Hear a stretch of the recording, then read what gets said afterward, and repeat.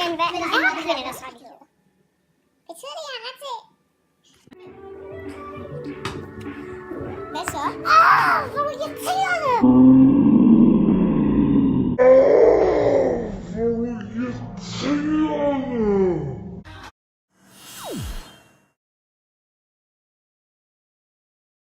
Ja, vi er så på vej ud at interviewe nogle folk, så ja, den vil vi så sætte ind. Ja, hej.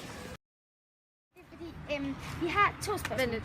Ja, Vi har nogle valgmuligheder. Vi har ja, nej og ved ikke til spørgsmålet. Ja. Det er 2 spørgsmål, som faktisk det er et spørgsmål, men man skal bare vælge mellem de 2. Sig ja, hvis du står inden for ligestilling mellem kvinder og mænd. Ej, altså selvfølgelig går jeg ind for ligestilling. Jeg kan jo ikke udtale mig om min datter, men... Ja.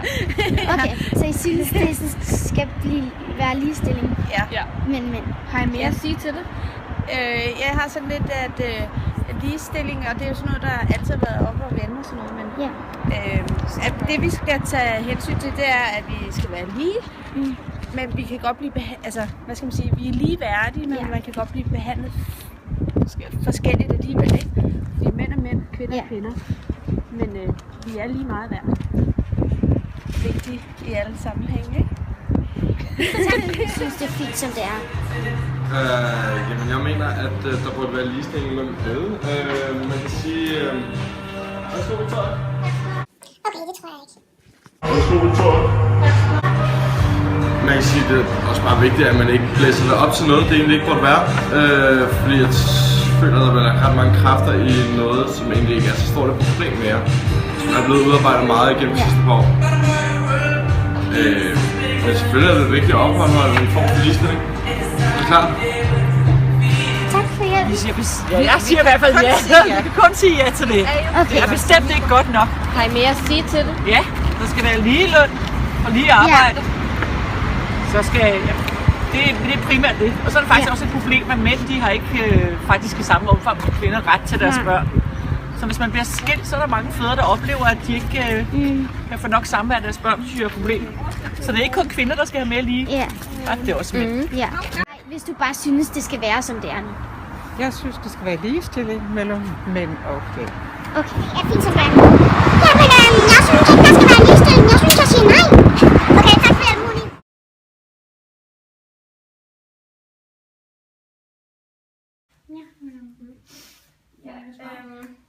Hvad vil du gøre med kvindernes rettigheder, hvis du havde chancen? I dag, der synes jeg, at det vigtigste spørgsmål i Danmark, det er i hvert fald, at vi får ligeløn mellem kvinder og mænd. Er meget forskelligt i vores samfund i dag. Så de fag, som er typisk som kvindefag, som er sådan som pædagoger og sygeplejersker, de bliver meget lavere betalt end mandefag, som egentlig har den samme uddannelse. Har du også oplevet, at det er sådan i andre lande, at de heller ikke får lige løn? Ja, jeg tror, at det er et ret generelt problem i hele verden, at kvinder er lidt mindre værd end mænd. Har du selv oplevet undertrykkelse i forhold til uligestilling mellem kvinder og mænd?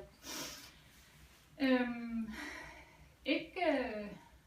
Altså, jeg har oplevet, at mænd har været sådan ubehagelige og troet, at de sådan...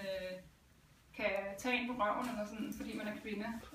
Hvor det vil jeg egentlig ikke tro, at det får kvinder ikke bare at gøre med mænd. Altså der er hele den her sådan, en mere sådan objektivisering af kvindekroppen, og sådan, at kvindekroppen er mere sådan alles eje. Og det er noget, jeg sådan har oplevet på egen krop, at der er flere sådan idéer og krav til, hvordan kvinden skal se ud, og flere folk har lov til at kommentere på det, end måske på mænd. Kender du nogen, som er imod ligestilling? Nej, det gør jeg faktisk ikke.